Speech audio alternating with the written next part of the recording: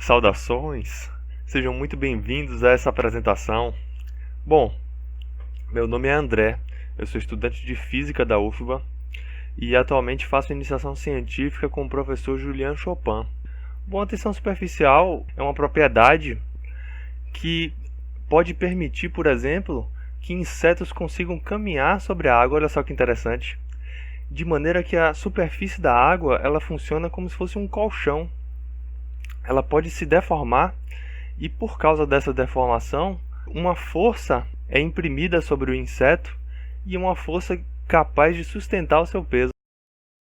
Um outro fenômeno interessante que ocorre devido à tensão superficial é a chamada ascensão capilar, que é muito importante na natureza, principalmente nas plantas, mas esse fenômeno pode ocorrer também com os chamados tubos capilares, que são tubos de vidro bem fininhos, e quando colocamos esses tubos em contato com a superfície da água, espontaneamente a água sobe por eles através do fenômeno que chamamos de ascensão capilar. Vamos dar uma olhadinha aqui nesse fenômeno através de um experimento virtual.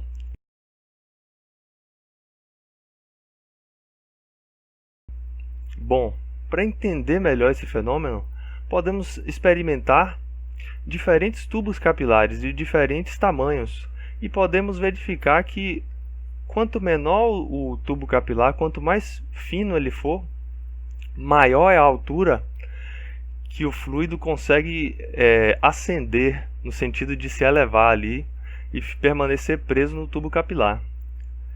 E para entender por que isso acontece, existe uma lei na física, que é a lei de Joule.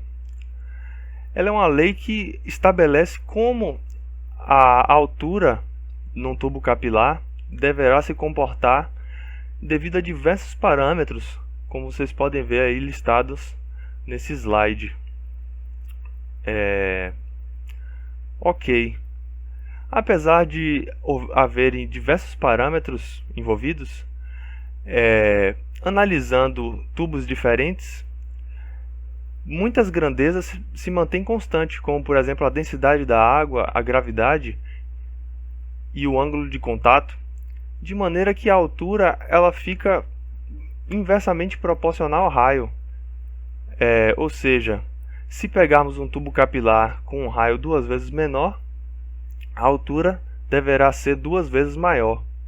E assim, essa constante de proporcionalidade A ela pode ser definida em termos dessas outras quantidades, e medindo essa constante A, se tivermos o valor da gravidade, da densidade do fluido e do ângulo de contato, podemos medir indiretamente, calculando, a tensão superficial.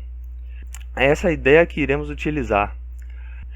E para realizar um experimento capaz de medir a constante A e, consequentemente, medir a tensão superficial, fazemos o seguinte: pegamos cada um dos tubos, colocamos em contato com a água e com a régua vamos lá e medimos a altura e também o raio do tubo capilar. Fazendo esse procedimento para cada tubo, podemos gerar o seguinte gráfico, onde essa curva azul representa uma curva ajustada a esses pontos, seguindo a lei de Joule.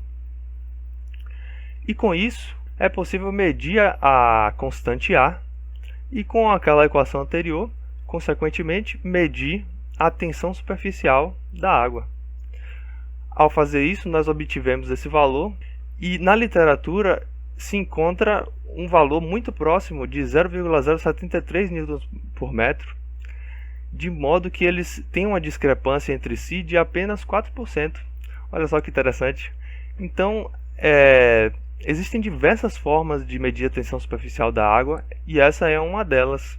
Se mostrou bastante próxima da encontrada na literatura, né? Bom, como conclusão, gostaria de colocar aqui as referências que foram utilizadas nesse trabalho. Espero que tenha gostado e tchau, tchau.